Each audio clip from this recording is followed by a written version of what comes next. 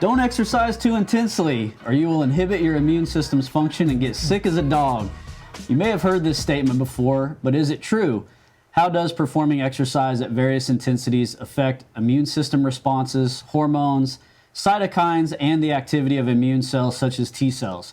Hello again, I'm Dr. Jordan Taylor, the Undergraduate Exercise Science Program Director and an Associate Teaching Professor here at the University of Kansas. On today's episode, I will be discussing these questions and more with Dr. Philip Gallagher, who will provide insight on how the immune system is affected by high-intensity exercise. Dr. Gallagher is a professor in the Department of Health, Sport, and Exercise Sciences at the University of Kansas. He is also the director of the Applied Physiology Laboratory. Dr. Gallagher completed his doctoral studies in Human Bioenergetics and post-doctoral studies in Muscle Physiology at Ball State University. Dr. Gallagher's research interests include the prevention of muscle atrophy, intracellular signaling associated with skeletal muscle metabolism, and the effects of physical activity on immune function. He teaches both graduate and undergraduate courses in exercise physiology, exercise biochemistry, metabolism, and muscle physiology, and serves on the Institutional Review Board for Human Subjects at KU. Dr. Gallagher specializes in muscle physiology, exercise physiology, metabolism, and immune function. Welcome to the show, Dr. Gallagher. Thank you. So, Dr. Gallagher, the immune system's primary role is to protect the body from infection and disease, recognizing and defending against harmful invaders such as bacteria, viruses, fungi, parasites, and also abnormal cells like cancer cells. Can you provide a general overview of the immune system and its two main branches, the innate and adaptive immune systems, and then kind of describe what the functions are, the components of each, and characteristics of each system? Sure. So as you mentioned, the immune system is basically divided into two systems, the innate immunity, and that is more of an immediate immunity response or immune response. So that includes, what's not included in this screen here, is the skin, your mucous membranes, as long as these cells, basophils, eosinophils, all the ones that are listed there on the left in that bluish color. On top of that, there's another part of the innate immune system that's called the complement. The reason why it's called a complement is because it complements the cellular response. So these complements are mainly proteins, and they can actually kill pathogens, or they can label pathogens, kind of like an antibody can, for some other innate immune cells to come and basically gobble it up, those phagocytic cells, which are called. They can go in and actually literally just envelope the pathogen, and then... Like macrophages. Yeah, macrophages and dendritic cells can do that as well. Yeah, it's like I talk about those phagocytic cells. It's like a little Pac-Man or Pac-Woman going around eating everything up. And that's what he means by phagocytosis, is just, it's one of the immune cells, macrophages, that go around and they like to eat. So they eat up those foreign invaders, those pathogens. And then, like you said, we've got a whole host of cells that are part of the innate immune system: basophils, eosinophils, neutrophils, natural killer cells. Mast cells release histamine, like in allergy responses, and your natural killer cells. And so, as you see there, those are operating. That's like your first line of defense in the immune system. Exactly. And so they've within the first couple hours, this where they're most active. And then if you look at the right side of that slide, we have B cells and T cells. Those are part of the adaptive immunity. And those cells take a little bit more time to get activated, days to weeks. And actually, they can last years as well, decades, as a matter of fact, if you talk about memory cells. Yeah, you have memory B cells, memory T cells. Yeah. I know people that had, what was it, the Spanish flu back in the early 1900s, they still had memory cells like 90, 100 years later. Decades later, yep. Yeah.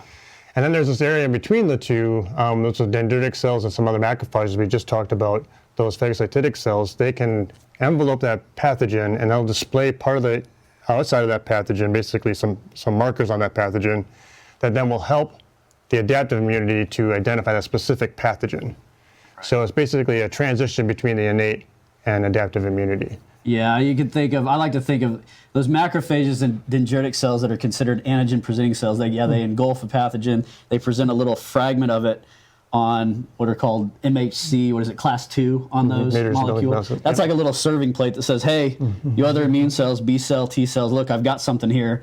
Could be a little fragment from a virus or a bacteria or whatever, and they're presenting it like on a little serving platter. Exactly right. To the B cell and the T cells. And so then those cells will identify that, and then they will just proliferate like mad for that specific pathogen. So they'll go out and after they proliferate like mad, they will then search that pathogen and try to kill that pathogen. Right. Like after they've been presented with that fragment, T cells, B cells proliferate, B cells produce antibodies. The T cells can actually activate the B cells to produce antibodies. So T helper cells can do T that. helper cells, yep. And then it's like creating more soldiers, right? Exactly. You think of That's the exactly immune right. system as like, if you want to think in military terms, it's like you're creating more battalions or brigades of these T cells and then B cells that are going to be producing the antibodies that bind and neutralize whatever foreign pathogen. So overall, the innate immune system is good for just a general immunity against anything coming into your body, or like you said, cells that aren't supposed to be in your body.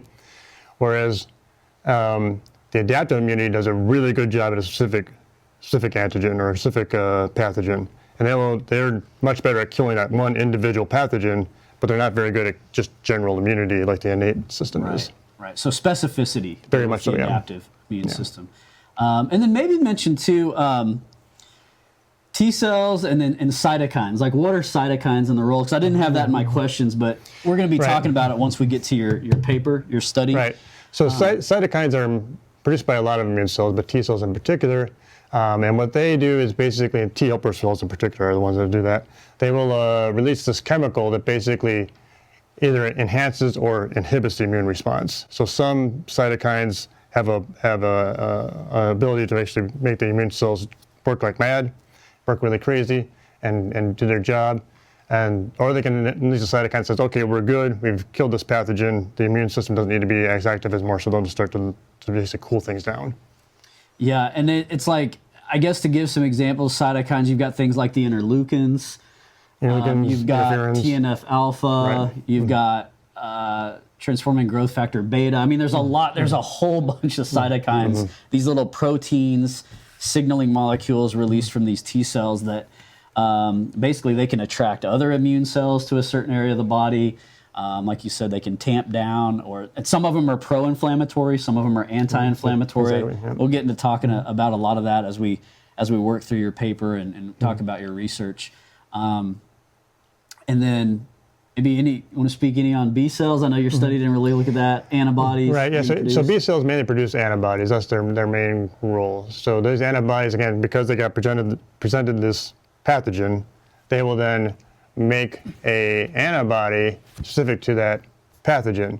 And that basically triggers other immune cells we need to basically attract other immune cells and also trigger it that this is what needs to be taken care of. We need to kill this, whatever this thing is that's in our body. Yeah, it's like the antibody the B cell releases is going to act as a tag or label on a cell that needs to be destroyed or a foreign pathogen. Right. All right. So we'll go on to number 2. The second question here. Can you pull up that second slide? Yeah, there we go, Missy. Thanks. So let's talk specifically about one of those adaptive immune system cells, and that is the T cell, also known as the T lymphocyte.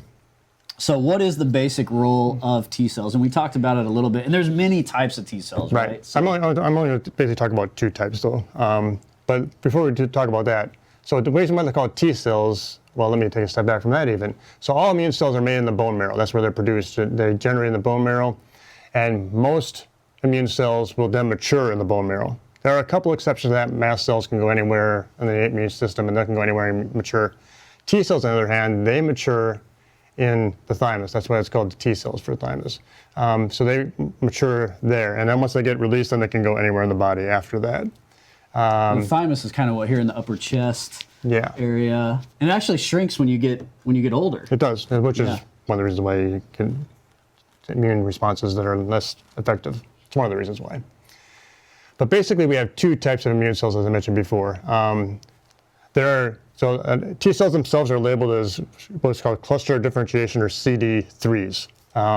So CD3s, it just means it's a T cell. And on top of that, we then have a couple other cluster differentiation, or CDs. So CD4s are the T helper cells, and CD8s are the cytotoxic cells. There are other types of T cells, but these are the 2 main type, but by far the 2 main type. And as a matter of fact, the CD8s are much more prolific and abundant than the CD4s, the T helper cells. So the T helper cells do kind of what it says. It helps the immune system, not just T cells, but helps B cells, helps the innate immunity. it basically, you kind of think about them as sort of like a general, basically saying, we need to do this, we need to do that, and then everyone responds to that. Administration and management, kind of. Exactly. Yeah. They have a couple other roles as well, but that's their main role. CD8s they're the ones that actually, they're also called cytotoxic T cells. They have chemicals in them that they inject into the pathogen and basically destroy that pathogen. That's the main role. They have a couple other minor roles on top of that as well, but that's the main role, is to basically inject these chemicals, these cytotoxic chemicals, into the pathogen and then kill that pathogen. All right. So number 3 here, what is currently understood about the relationship between acute versus chronic exercise and immune cell activity, especially these T cells? Yes, you want to call up slide 3, please? Perfect. So on this slide, we have 3 different graphs. These are, I want to call them theories, if you want to call them that. So if you look at the far left side, that J-shaped curve, that's basically saying that if you do moderate exercise, you become a little bit more immune competent. If you do no exercise, you become a little more susceptible to disease. If you do a lot of exercise or high intensity exercise, your immune system actually becomes much more susceptible to infections and diseases. So, and this kind of ties in where, so like a moderate volume of training enhances the immune system, whereas too much of a volume of training actually could suppress it. And same thing with that Simpson one in the upper far right, the colorful one. So again, if you do moderate exercise, your immune system seems to be working the best. If you're really high stressed out, it becomes, again, overload exercise, your immune system becomes compromised. And again, if you don't do anything, your immune system doesn't work as well either. Now, the Simpson et al. One, that's related to exercise intensity, right? Or is that just volume? Volume, okay. Volume, okay. Yep. Okay. And then the exercise, sort of the exercise intensity, but sort of this idea of what's called the open window theory. If you do a really high bout of exercise, following that bout of exercise, you basically have this open window where pathogens come in, your immune system doesn't work as well, and therefore you're going to maybe become sick or get some sort of infection. Now again, these are just theories based upon data that at the time kind of made sense. So if you look at, for example, marathon runners, there's a really nice study done with marathon runners, and they followed them afterwards, and they had a much higher incidence of upper respiratory tract infections after the marathon. What they didn't take into account is the fact that they were around thousands of people. They probably flew there on an airplane. Their diet probably wasn't as ideal as it should be. Sleep. They were stressed out, their sleep. So all these things, all these factors play a role.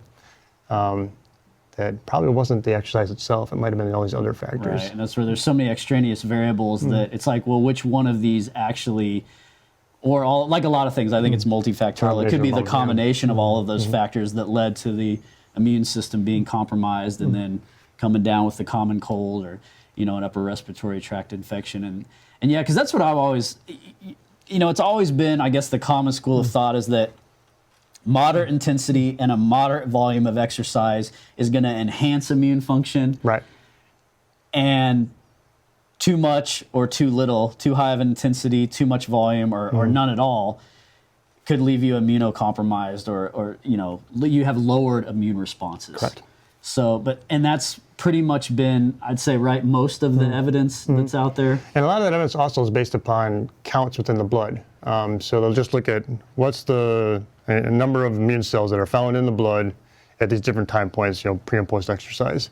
That doesn't really paint a good picture about how the immune system's working. That just counts how many blood cells are in the blood, but there's other places where immune cells can go. Right. Yeah. So like monocytes, they could leave the blood, they can go into tissues, differentiate, become a macrophage. You have muscles, lungs, whatever it may be. Right. And then you have all of the different cytokines that immune cells release and the signaling between the cells. So it's just like that's just one little data point that you're looking at, like a cell count. And a lot of that data you're seeing on the screen there right now is based upon that. Yeah. So it's a part of the puzzle, but it doesn't provide the complete picture. That's correct, yeah. It's not, you don't have all the puzzle pieces out on the table. Yeah. Anything else you want to say about this, or do you want to go on to let's go on to the study. The next one? Yeah. Is there, well, actually, and which ties into this, well, we kind of talked about that already. I'll move on to the next one, exercise intensity and the volume. So, you know, what, if we look at this fifth question here, what are the proposed mechanisms by which exercise of various intensities may temporarily suppress or enhance immune function? Right, so a lot of it has to do with metabolism. So if you look at metabolism in general, the immune system, especially when you're fighting an infection, your basic metabolic rate will actually go up about 20-30%. And that's all based upon the immune system being active. If you're exercising, the theory is if you're exercising really high intensity, your muscles at that time they're using 70, 80, 90% of the metabolic rate during the exercise. So they're basically depleting some of the nutrients that you need, that the immune cells might need. As well as that, just basically overall stress within the body will lead to basically immune cells being sort of dying off or basically getting killed off, yeah. Okay. Well, or not working as effective. Right, right. I want to move on. We'll talk about your 2025 paper here that you published in the Journal of Applied Physiology, Nutrition and Metabolism.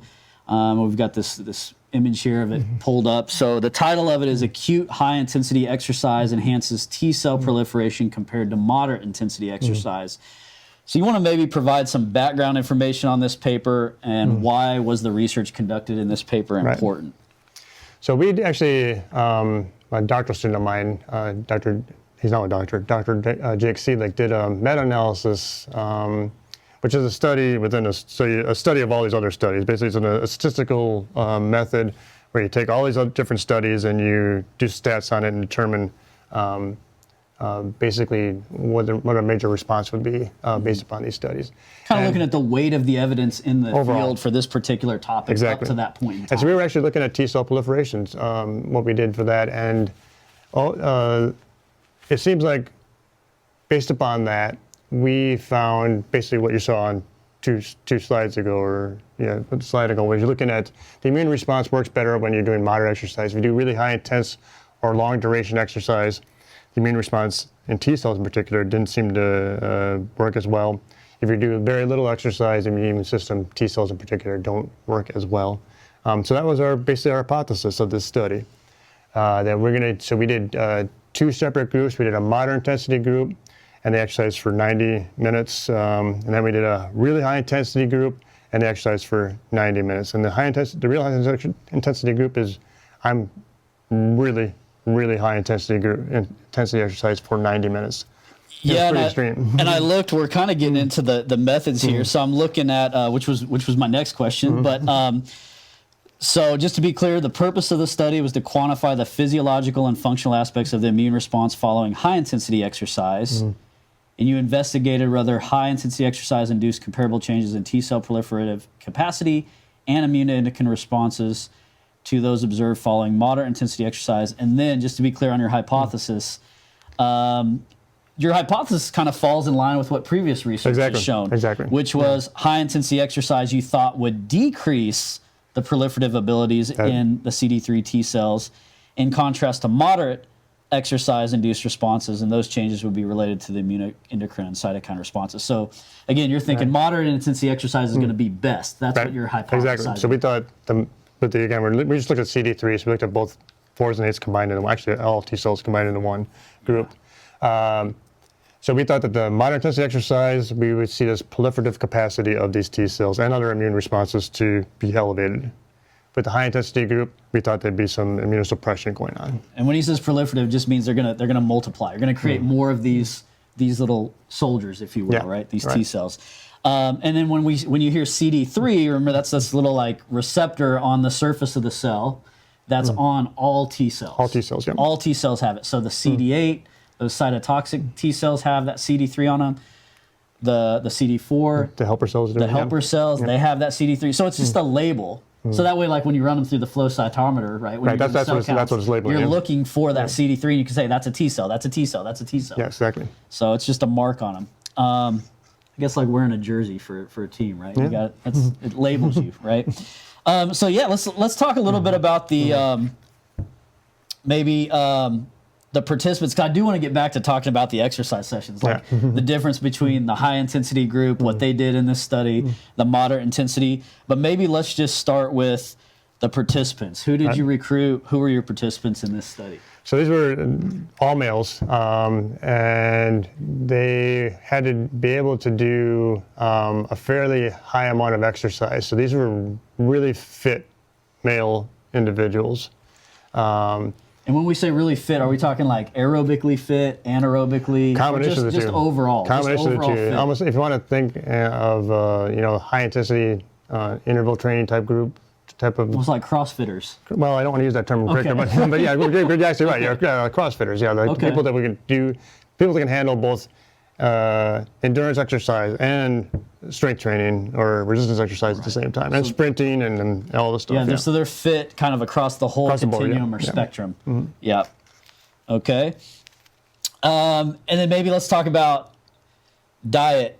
Going into the study. So we didn't control diet until the day before, basically. So and actually not even that. So 8 hours before the exercise, we had them fasted, and then they came into the lab, and then we fed them breakfast, waited a little bit of time, and then we started the exercise after that. And we also fed them during the exercise, gave some snacks during the exercise. So every participant, whether they're on the moderate intensity exercise group or the high intensity exercise group, they ate the exact same. Same amount of calories were equated. Same amount of calories, yep. Yep, calories were equated. And actually the actual, whatever they ate, it was the same. It's the same exact. Yep, okay, same snacks, right. Same breakfast, everything. So we had good dietary control. And remember, we're looking at an acute response here. So we come in, we've got these 16 healthy trained males, diet's controlled, and then we're going to look at this acute response. So now let's talk about the exercise testing sessions, how these were conducted, kind of the difference between the high intensity group and the moderate intensity group, maybe the time that they exercised, some of those details. So the time was the same. So again, it was approximately 90 minutes of exercise.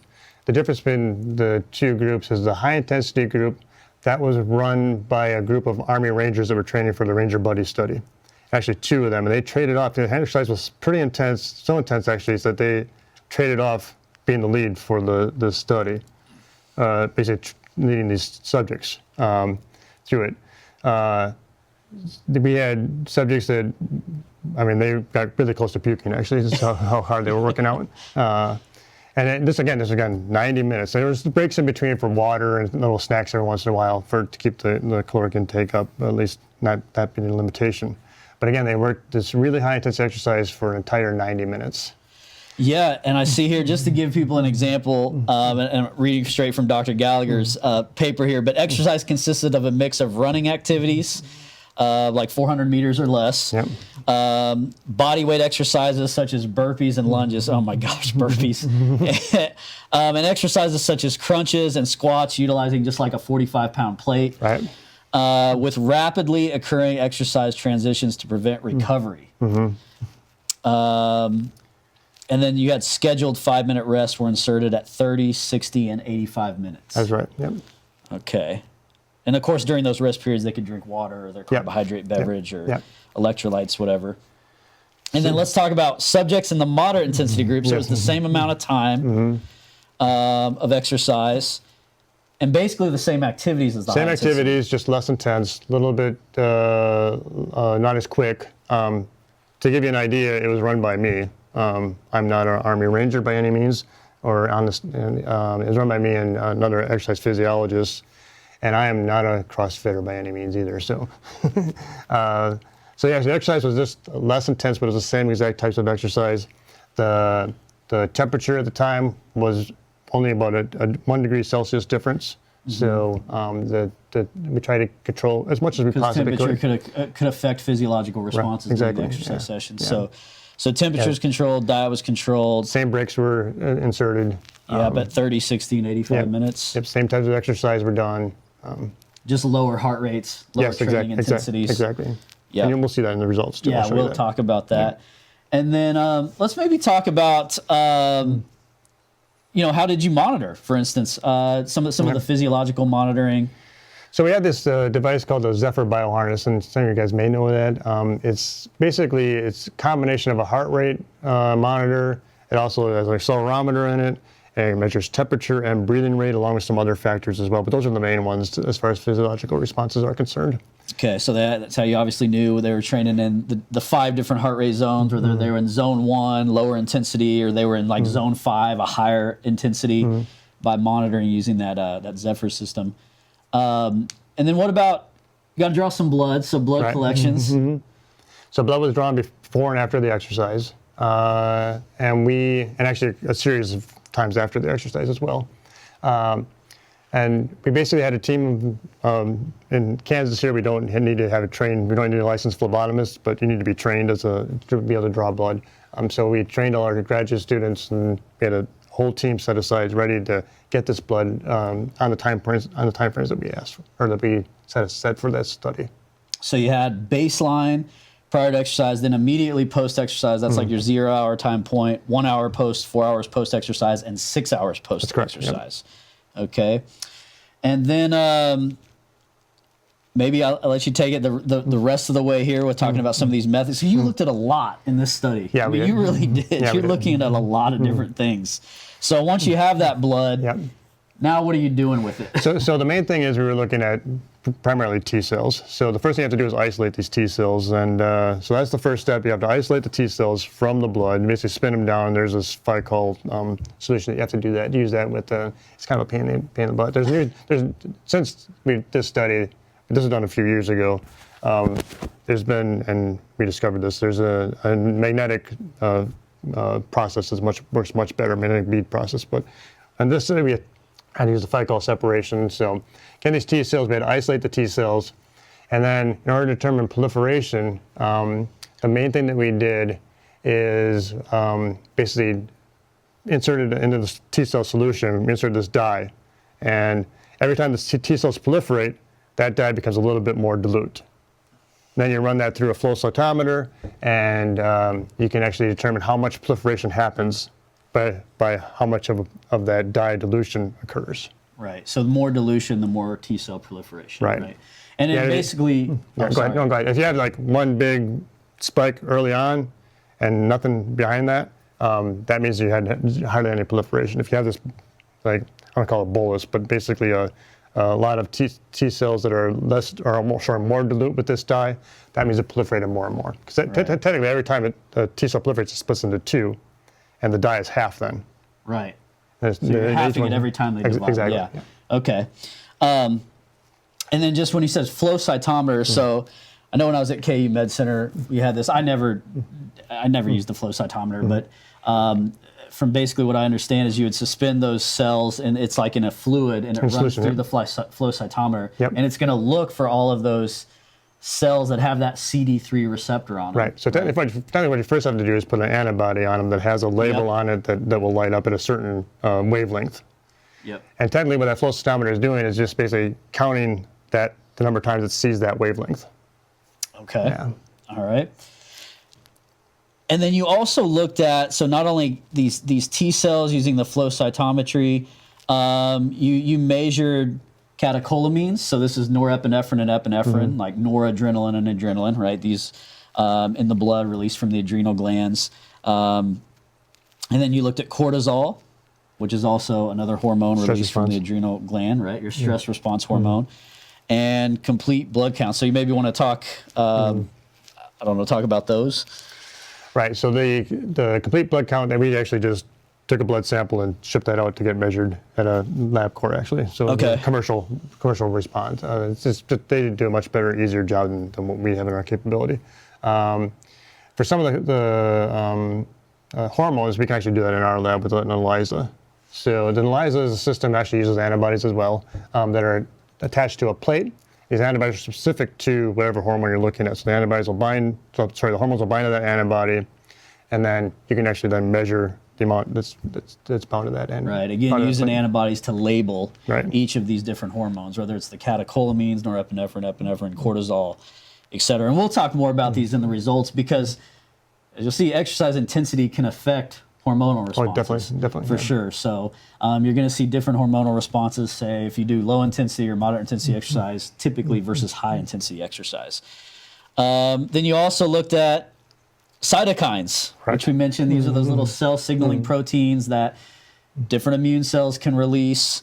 And there's a lot of different ones. I know you looked at interleukin 10 and TNF alpha. You looked at enzymes like creatine kinase. And then this high mobility group box 1 protein. So you maybe want to talk about the cytokines. Okay. We'll get to each of those. So the cytokines, again, those were those typically are released by immune cells, primarily helper cells, but also some other cells. And that gives you a good idea of what's going on with the signaling process within the immune system. And the cytokines, we did what's called a Luminex system, which is actually a bead system. And these beads that have antibodies attached to them. And then again, the antibody binds to those beads, and then the system will it's actually a pure system set up just for that process. And you get these panels, these bead panels for different cytokines or different proteins, whatever you may need. But we did a cytokine-specific bead panel is what it's called. So that's the way that was measured. Cytokines are measured. We also looked at what you mentioned, creatine kinase. The reason why we did that is sort of a marker of muscle stress. So creatine kinase is mainly found in muscle, and during muscle damage, it gets released into the bloodstream, and you can measure creatine kinase levels as sort of an indirect measure of not only just muscle damage, but also potentially how much muscle gets active and stressed out. Right. And then as far as the HMG B1. Yeah, that's a lot there. HMG B1, yeah. That is what's called a DAMP, which is a damage-associated response. So there's different DAMPs and PAMPs, what they're called, and these things will also have been shown to activate the immune system in general, as well as other things. But we focused on that one because that seems to be the most common one that gets released during exercise. Actually, there's other things like heat shock proteins are also considered to be DAMPs as well. And I've cited heat shock proteins in the past, but not for this study. Okay. And I think maybe we can go on to now what the results of this research are. So maybe if we pull up slide 5.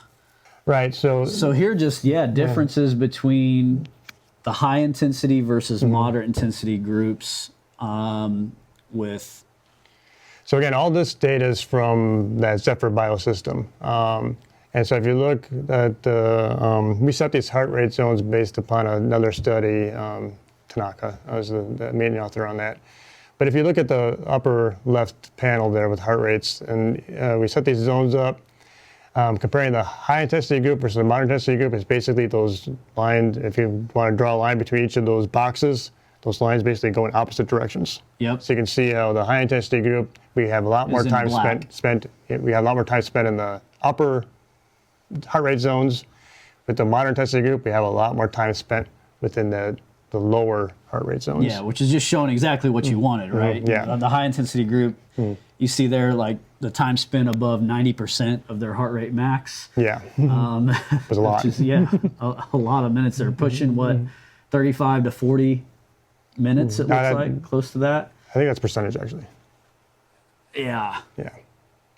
Is it minutes? Minutes on the okay. y-axis. Yeah, so it looks like they spent 35 to maybe, around 35 minutes above 90% of their heart rate max for the high intensity group. Whereas like the the moderate intensity group, it was maybe 5 minutes, it looks like. 5 to 7, something like that, if I remember correctly. And then you flip it, you look at the other end of the spectrum, when you get to like below 60% of the heart rate max, obviously the high intensity group, it's there for like 5 minutes, but then the moderate intensity group is up around 35, 40 minutes at that less than 60% intensity, less than 60% of max heart rate.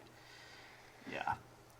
And then if you look at the upper right-hand side, that's temperature, body temperature, and you can see both peak and average temperature. The high intensity group was higher, significantly higher than the moderate intensity group. And then if we look at this, Zephyr came up with this algorithm which took all these factors into place. They took heart rate, temperature, breathing rate, and accelerometry data and put it into one sort of what they call green, orange, red response. And basically green is easy, orange is moderate, and then red is high intensity. And you can see that the high intensity group spend a lot more time in the red, and the moderate intensity group spend a lot more time in the green. Right. So they're exercising at the appropriate intensities for their respective groups. Is basically what the physiological differences show here on. So maybe any more you want to talk about this, or go to the next one? We can go to the next one. Yeah. Let's go to slide 6.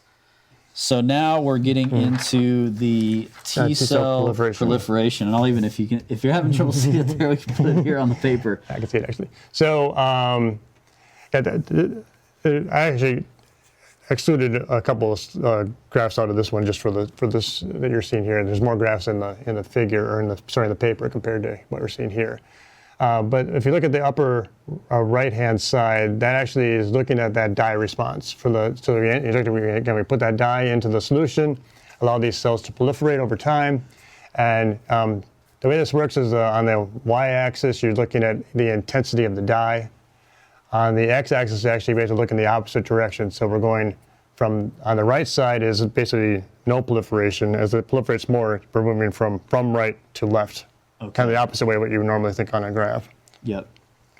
And if you look, the high intensity group has a lot more basically proliferation than we're seeing with the moderate intensity group. Basically, there's more dye on that left side of the initial peak, showing that we have more proliferation happening with the high intensity group compared to the moderate intensity group. Yeah, and at the bottom you see the pre, the post, the 1 hour time point after exercise, the 4 hour time point after exercise, and then the 6 hour time point. And so you can look at that across those different time points, moving from right to left. From right to left, yep. Yeah, okay. And then the graphs basically, so we can also take these cells, they're in a, what we call it, so after we isolate these cells, we plate them, which is basically put them in a clear plastic plate that has wells in them. That's called a plate, even though it's wells. And then we put them in an incubator, and then that's how we get that proliferation happening. But we also can stimulate these cells with different factors. So we can either do no stimulation at all, or we can basically pretend like there is some sort of infection. So we'll basically put in, the best way to do this is what's called CD3 plus 28. You basically add those markers into that solution, and that basically tricks these cells into thinking, okay, we need to start, there's something happening, we need to start proliferating. Basically kind of forcing them to become active. Okay. But even when we do that, you can see that during certain time points in particular, especially early on, the immediate post and the 1 hour in particular, they were much more proliferative in the high intensity group compared to the moderate intensity group. Yeah, you see that indicated on the lower left graph with the little bracket and the asterisk above it. Yeah, at that immediate post-exercise. So you got your blood sample, you're looking at these cells immediately after the exercise is over. You see that higher intensity group, that black bar. You've got about a 2.5 fold change greater level of proliferation, multiplication of these T cells in that high intensity group than the moderate. Then we go to 6 hours, it sort of switches back. So the moderate intensity group is a little higher compared to the... Yeah, quite a bit. And that wasn't significant, I guess, well, the air bar. Yeah, the air bar is pretty big. Yeah. Yeah, at the 6 hour. But the trend was, as you got further away from the post-exercise, then the trend, I guess you would say, is that the moderate intensity group, you saw more T cell proliferation further away from the time point that exercise ended. Okay. And then this other one, the full change proliferation, and then in parentheses there on the y-axis, you see that no stim. Yeah, that means there's basically no stimulation happens. So basically we didn't put anything into that solution, we just let the cells do their thing. Okay. And even though, again, it wasn't significant, but if you look at all the way up to 6 hours, the high intensity group had, even though it wasn't significant, again, you can look at just a better response. A greater response. And then at 6 hours, it kind of flips, and you see the moderate intensity bar, the fold change is greater. Okay. Anything else you want to comment on these, or you want to go to the next slide? Let's go to the next slide. All right, so let's go slide, I believe we're on 7. So hormones and cytokines is where we're at now. So maybe talk about the, if you can see that, the different hormones that you looked at, kind of what their, maybe even what their role is in the body, and then the different cytokines. Yeah, so I have to look on the slide here because I can't see myself, and so we have hormone, we have epinephrine and norepinephrine are the first two, I guess? Yep. Okay, and so those are basically adrenaline or noradrenaline. They have a couple different roles, but as far as the immune response is, it's basically a stress response, basically activating the T cells helps with that response.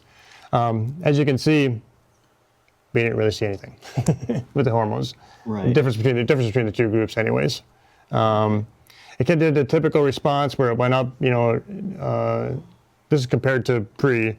It went up and then kind of slowly went down as the exercise continued. Yeah, so in both groups, immediately after exercise is completed, whether they were doing high intensity or moderate intensity exercise, the level of epinephrine and norepinephrine was elevated in both groups, but it wasn't, I guess, significant compared to pre?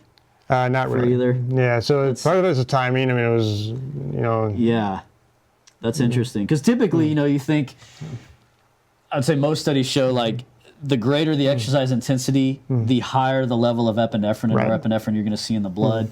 And then it'll be a little bit lower at moderate and even lower at low intensity. So intensity usually tends to have an effect on the amount of epinephrine and norepinephrine that's in the blood being released by the adrenal gland. But and these, I will say also, these numbers aren't anything extraordinary either. I mean, they're within normal responses that you would typically see with exercise. So, we're talking picograms per milliliter of blood, so small amounts. And then cortisol, so that's on the far right-hand side, the upper right corner.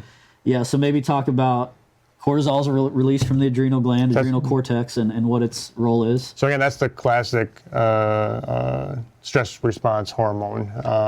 And a lot of people think you don't want cortisol. That's not true. You want a response in cortisol with exercise where it goes up and then it goes back down fairly rapidly. The problem with cortisol is if it goes up and stays up for a longer period of time, that's where it becomes bad. But you do want a cortisol response because it really helps with metabolism, in particular metabolizing both fats and carbohydrates and all these things. So it helps modulate that. Usually using fuel. Telling the liver to release glucose into the blood and supply glucose to your muscle cells while you're training. And so it looks like at the 0 time point, like immediately after exercise, there was a significant difference between the high intensity and moderate intensity exercise group as indicated by that asterisk. Right, but again, these numbers aren't that extraordinary. Right. I mean, it's, again, typical response to what you would see, so. You really just want to check the blood, like, hey, do we have normal physiological responses going on with what we would anticipate to see in the high versus moderate intensity groups. And then I guess if we go to the next one on the bottom row, stay there on hormones and cytokines. Yeah, so TNF alpha on the bottom row there. Yeah, so TNF alpha is a cytokine. Again, that gets released to try to cause inflammation to occur. So it's a pro-inflammatory response. And it has various functions, but again, as far as the immune system is concerned, its main function is to help activate these T cells and other immune cells to do their job. And so, it's like a side effect. And with some of these cytokines being released, although they can be released by various immune cells and cause immune cell activation, a byproduct or side effect of that is inflammation at times. Yeah, and here you see a difference between the high intensity and moderate intensity immediately after exercise, and then still at 1 hour after exercise. There's a difference, I guess, between those, the high intensity and moderate group. And then what's the next one? We got IL-10, interleukin 10. So IL-10 is an anti-inflammatory cytokine. So again, after everything becomes activated, or okay, we're getting a little bit out of control, let's release this cytokine, let's try and calm things down a little bit. And with this one, we saw the highest response in the high intensity group. Immediately after exercise. Immediately post. Yeah, you see that. That's a pretty significant difference in interleukin 10 right at the end of exercise there, the high intensity versus moderate. So it's really just trying to calm, like almost calm the system down. Right. Like, hey, we don't want, you want a little bit of inflammation, but not too much, right? Exactly. Or you're going to have a little inflammation, but you don't want too much. So interleukin's kind of helping calm it down, right? Interleukin 10 does. So Yeah, there interleukin are 10. other interleukins that actually are pro-inflammatory. Yeah. All right, let's go to slide 8 then. So this is the CTLA4 surface expression. Right, so CTLA4 also is an anti-inflammatory response that's found on the cells themselves. And again, what you can see, so these are done with the T cells that have been plated, but you can see as well, we also, in the ones where we stimulated with 3+28, that just kind of simulate like there is an infection. If you look on, especially early on after exercise, there's a much greater CTLA4 response or expression in the high intensity group compared to the moderate intensity group. And even with no stimulation, which is that right side graph, where we didn't add anything to simulate an infection, immediately after exercise, there was a drastic response in CTLA4 expression in the high intensity group, and no response whatsoever, hardly at all, in the moderate intensity or any other time point for that matter. All right. And then we're moving into maybe, before we kind of get to the conclusions and bottom line, what were some of the limitations of this study? So the main limitations kind of had to do with the methods. So we looked at, the subject pool was really fit, male, college-age students. So most of them came from our department, which is exercise, our program area, which is exercise science. They exercise a lot. They're really fit. So to take this data and extrapolate it to, for example, the general population or an unfit population, they may have a completely different response. So that'd probably be a good follow-up study to do. Yeah, you have to be careful when you're reading through any like exercise and immunology research. It's like, look first, who are the participants? Who are the subjects? What's their age? Are they fit, unfit? Because that can all affect potentially the immune response. It could be different between those different In the last studies, we'll say they're recreationally fit. These subjects were more than recreationally fit. These were fit. Right. These were really fit, highly fit subjects. Okay. And then also sex, like you look at males versus females. Females, depending if they're in like the follicular or luteal phase of their menstrual cycle, there can be different immune responses. So there's a lot of things to think about there when you're reading through and looking which I will say that's the reason why we use males, because we didn't want to deal with that selfishly on our part. Again, future studies definitely should include some female subjects with this. And then you'd have to, almost it's like you have to recruit the females, and then you're going to have to pull data when they're in different phases, if they're in follicular or luteal phase, so that everything is controlled. Or get subjects that are all on the pill, maybe. But there you go. Yeah, that's another, that too.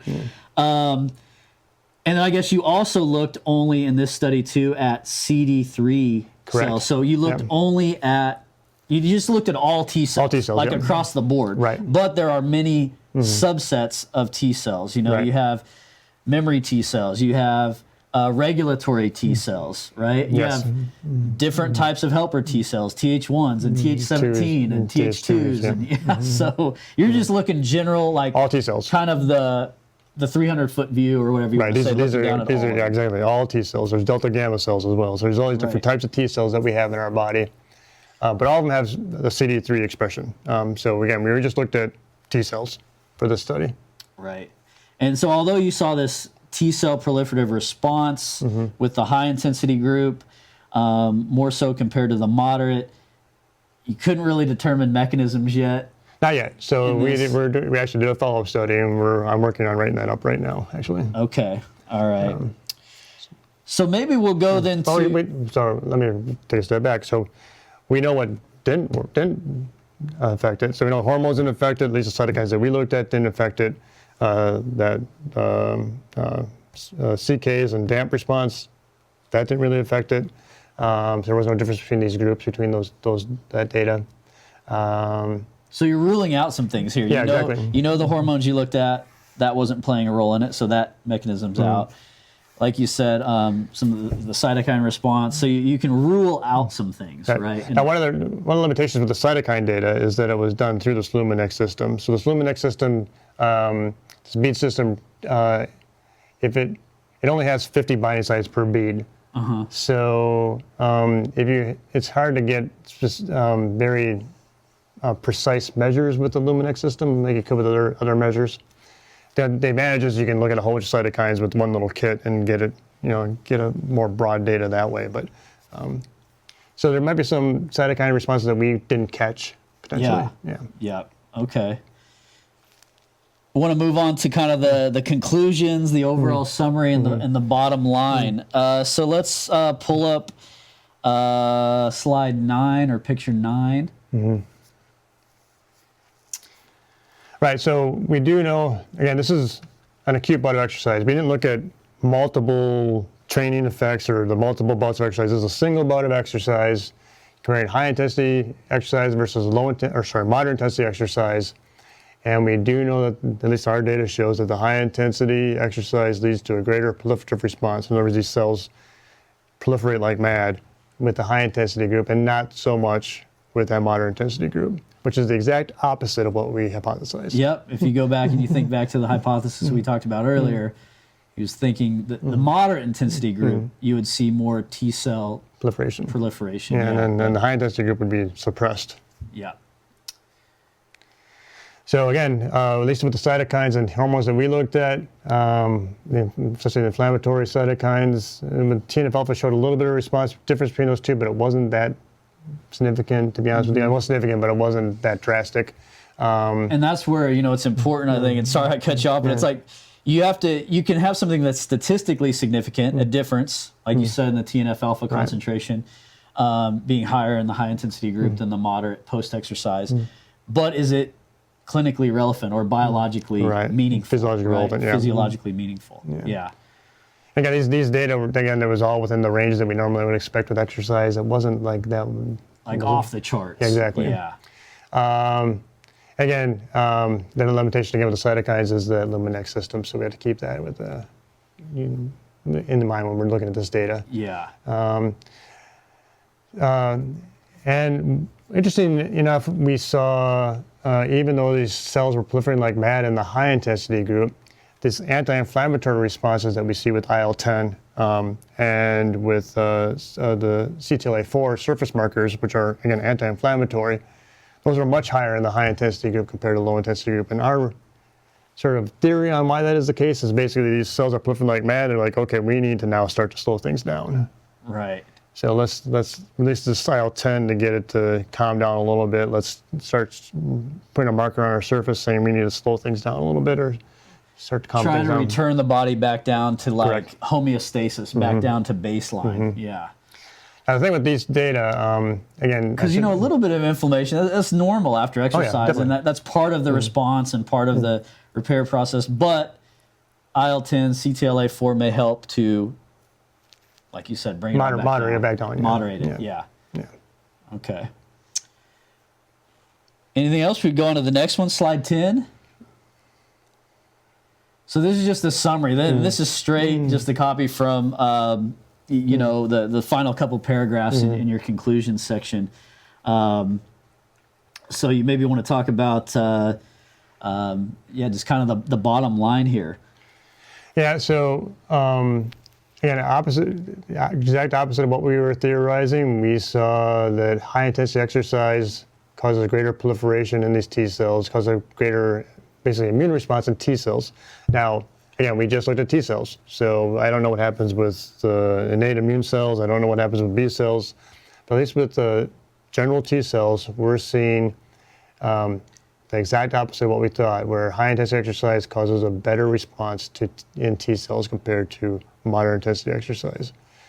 And again, this is just a single bout of exercise, but that whole theory that high intensity exercise is bad for the immune system, at least with T cells, doesn't appear to be the case. Doesn't appear to hold the weight that it was thought was based off of this study. Yeah.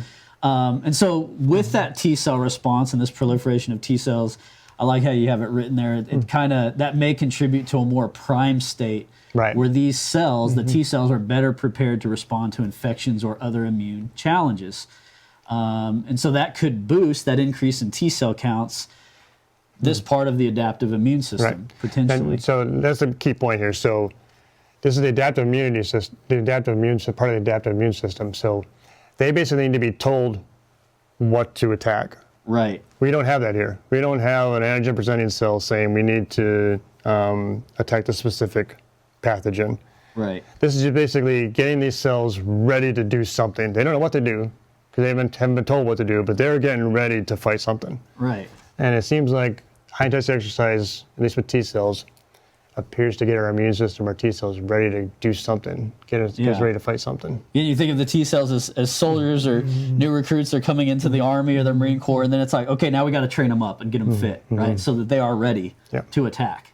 Right. And we have a lot of them now. Yeah, we've got a lot of them now, a whole bunch of them, a big battalion or brigade or, okay.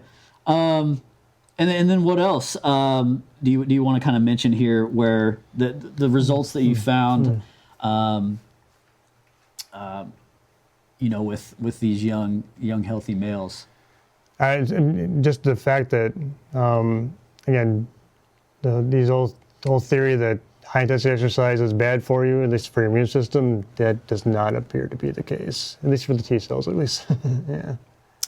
And so I'm looking ahead here. Let's see, we kind of already talked about that, the interleukin response. Maybe let's talk about just some general kind of applied practical questions that are related to this research and the overall current state of knowledge on exercise and the immune system. So just kind of big picture, right? Because it's easy to we can go on to the nuances and dive deep into your study, which is really cool. And then now let's kind of look big picture. So just I have a few questions here because you do have a background in exercise and immunology. How can athletes balance training intensity and volume with recovery to avoid illness and enhance immune function during competitive seasons? Right. So there are a lot of factors that play a role in that. We talked about that earlier. So diet plays a big role in that. Sleep plays a huge role in this. Recovery, all those things will play a factor in how it affects the immune system. The biggest thing is just, the routine that you're doing, try to stay as regimented as possible. Try to get enough sleep as possible. And even if you're doing, so you might be in phases or in your periodization where you're in a really high intensity, high volume group. Recovery is the main thing with that, main goal there. So you're doing high intensity or high volume work. Try to get as recovered as possible before you have to do your next bout of exercise. And that will probably be best for your immune system. And again, diet plays a big role in this as well. While we controlled the diet, we did not use that as a variable for the study. Yeah, and I think of your typical college athlete, right? It's so often they're not getting enough sleep. Right. They may not be taking in enough calories, replenishing glycogen stores after training sessions. Maybe they're in a calorie deficit, which I think that could lead to you being more susceptible to come down with an infection if you're not taking in enough calories, and then maybe certain micronutrients. Vitamins and minerals. You think about a typical college student eats. It's probably may not be. They may be calorie dense foods, but not nutrient dense with plenty of those vitamins and minerals. And then, like you said, sleep, and then just is the program that is the type of training they're doing properly periodized, right? Allowing for some recovery to happen. Yeah, because sometimes high volume parts. And that can fall back on the coach. They may be spending too much time at too high of an intensity or doing too much volume. They're maybe not prepared to do that yet. And then that could lead them to being susceptible to coming down with an upper respiratory tract infection, getting sick, whatever. And then I know you're working on a grant. What about kind of, and you have this written in the conclusions that exercise and vaccines. What do you want to comment on that? Yeah, so there may be some benefit to having exercise occur near when you do your vaccinations. And where this may apply was more for military purposes potentially. because they get vaccinated all the time. Yeah, they're getting all kinds of vaccines for everything. Yeah, So like a pin-cushion getting stuck. so again, they exercise quite a bit too, so maybe it's not a factor for the military. But yeah, if you can time maybe when you're exercising along with your vaccines, potentially you might get a better response, immune response, and from the vaccine with the exercise. Okay, all right, that's interesting. And then how could, well, I guess I should say, yeah, the next one here. How can exercise be used potentially therapeutically to modulate immune function in populations with autoimmune disorders? Right. And there's like over 100 autoimmune disorders out there. I mean, everything from type 1 diabetes, rheumatoid arthritis, lupus. I mean, God, the list goes on and on. But thinking about exercise as a therapy to modulate immune function in those populations with autoimmune disorders or cancer. So, with those, again, the group that we dealt with were highly trained young males. So they weren't immunocompromised whatsoever. They didn't have any, didn't have cancer. They didn't have any autoimmune diseases. Making sure they were healthy.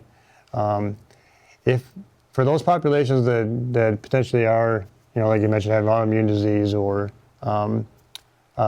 cancer or whatever it may be, probably stick more for the moderate intensity exercise. Yeah. Because we do still see a proliferative response in T cells in the moderate intensity group, and especially if you do that, maybe a single bout of high intensity group might not do anything. It might actually cause a more better proliferative response potentially, but multiple of these in people that are immunocompromised, we don't know. We don't have the data on that. So just to be on the cautious side of things, probably stick to the more moderate intensity exercise. Right. And actually, not just maybe do it. Yeah. Okay. So more moderate intensity for those with autoimmune disorders or cancer. And don't be sedentary. Right. Don't be sedentary. Yeah. Don't do anything. So right in the middle. Right. Yeah. There's a happy medium here, for sure. And it's like because potentially, you have to be careful using words here, but or speculating. But potentially, if you did too much high intensity exercise, that could exacerbate those autoimmune conditions. Yes, definitely, yep. And due to excessive T cell activation and inflammation and like inflammatory cytokine release. Yeah, and there's some preliminary data that sort of suggests that might be the case. Okay. Yeah. Now, should they totally avoid? Let's say, just like, okay, well, I've got Hashimoto's thyroiditis. I'm never going to do high intensity exercise, right? No, like I said, it doesn't have to be that extreme. Right, exactly. A single bout exercise, with a long recovery after that, it's probably just fine. Okay. Yeah, it's when you had multiples without a long sense of recovery, that's where an issue may come into play. Okay. Yeah. All right. But I probably will lean more towards the moderate intensity exercise. So the bulk of your training, if you have a autoimmune condition, cancer, the bulk of the training, moderate intensity, moderate volumes, just think happy medium. You don't want to do anything and just be sedentary and nothing at all, but you also don't want to be, balls to the wall training all the time. Now, type 1 diabetes, on the other hand, they can exercise all they want, but as long as they consume enough calories so their blood sugar doesn't go down. So with type 1 diabetes, high intensity exercise probably won't play a role in that other than glucose control. That's the main thing you need to be concerned about. Okay. Blood glucose control with high intensity exercise. Yep, and that makes total sense. Yeah. And then I think the last one here, just kind of how do other factors, and we hit on this a little bit with the example of your typical college athlete, but other factors such as nutrition and sleep interact with exercise intensity in shaping immune responses, and in particular like T cell activity. Yeah, so again, make sure you get enough sleep, and I guarantee you college athletes do get enough sleep. And what do you consider enough sleep? At least 7 hours of sleep. Okay. That's the bare minimum. Yep. Yeah, and I'd probably lean especially if you're in a high volume section of your training, probably get close to 8 or 9 hours of sleep if you can. Sleep is. Put your phones down and go to bed. Exactly.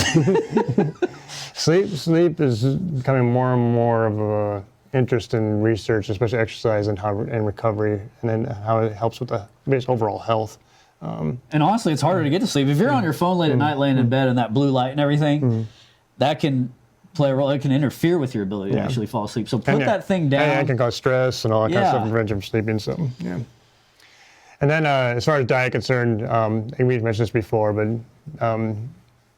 healthy diet. Don't eat all the junk food and all that kind of stuff. Yeah, you might need some calories, but there's a lot of options out there for very nutritious, high caloric meals that are out there that'll more balanced. And I mean, if you're like a runner, like an endurance athlete, you're putting in 60, 70, 80 miles a week. I mean, you could be needing anywhere from, 10, 12 grams of carbohydrate per kilogram of body weight. And probably consuming per day. 3,000 to 4,000 calories per day, too. Yeah, because you got to provide that fuel. And if you're not providing the fuel to put it to do all of that running, you're left more susceptible to infection, and it's just stressful on the body. And then protein also, I feel like, is overlooked. So the thick necks, as you would call them, the weight room guys, right? The lifters, like me. You always hear in the media, and you hear like, okay, yeah, you need a gram per pound, or 2 grams per kilogram of body weight of protein. But protein is really critical for your endurance athletes, right? Too. I mean, it's overlooked. Do you have any comments on that? Well, yeah. So I think protein in the diet might be more important for endurance athletes than for strength-trained athletes, to be honest with you. Yeah. Especially ones that are going through, again, this high, especially runners in particular, that were experiencing some muscle damage while you're running, any kind of eccentric response. That causes a little muscle damage, a little trauma to the muscle. Muscle is primarily protein. So in order to build that back up, you're going to need some protein in your diet. During the early hypertrophic phases for strength athletes, yeah, they need a lot of protein. But actually, the really high fit strength-trained athletes, as long as they're maintaining their body weight, they probably can get by with like 1.4, 1.5 grams per kilogram body weight. Yeah, and you think about with the endurance athletes, they're burning through so much glycogen, they're burning through fats. It's like, and then also just metabolically, like having some amino acids, some protein in reserve there. You need that. You don't really want to be tapping into that as a fuel source. You need that for repair and muscle protein synthesis and damage. I mean, like you said, you go on these long runs and you're putting in the mileage each week. You're going to have a lot of muscle damage, especially like you think of it running downhill, uphill. I mean, depending on the type of terrain you're running in, you could have a lot of eccentric damage. Anything else you want to add about what we talked about? Just kind of wrap things up with high intensity versus moderate intensity exercise, immune responses, maybe what you want to look at in the future, things you're thinking about down the road. So actually, the study that we recently completed was actually looking at a genomic response to this high intensity exercise. So we didn't look at the moderate intensity at all. We just did a group of high intensity exercise. We did basically the same, very similar protocol, but actually might be even more intense than what we did here. Oof. A little shorter period of time, but it was 85 minutes total. But it was really intense. And we just looked at we did what's called RNA sequencing. So we looked at the entire genome, what genes get expressed or get repressed during exercise. And so that's going to be coming out hopefully in the fall. I'll have that published. I'm hoping to get that done this summer. Okay. Yeah. Okay. And there's some interesting things that kind of confirm what we saw here, where the high intensity caused pathways and genes that cause proliferation to occur, that cause growth to occur, and some anti-inflammatory responses as well at the same time. So you sort of have these competing signals going on where you're wanting to cause growth and proliferation. At the same time, you want to reduce the inflammation that's going on, which kind of competes with it. It's kind of the opposite response, but yeah, paradoxical a bit. But and how many genes did you look at? The entire genome. The entire genome. Oh, okay, so this is like a genome-wide associate GWAS, right? Yeah. So all the genes that get expressed, we looked at all of them basically. Yeah. Okay. All right. Awesome. Awesome. Thank you for being on the show today, Dr. Gallagher. How can people contact you if they have any questions about exercise and the immune system, your research and lab, or classes that you currently teach at KU? So the best way to reach me is at philku@ku.edu. In other words, philku@ku.edu. And if you have any questions for me about the KU Exercise Science Program, send an email to jtaylor@ku.edu or call 913-897-8516. I hope you enjoyed this episode of Fitness Facts, and thanks for watching.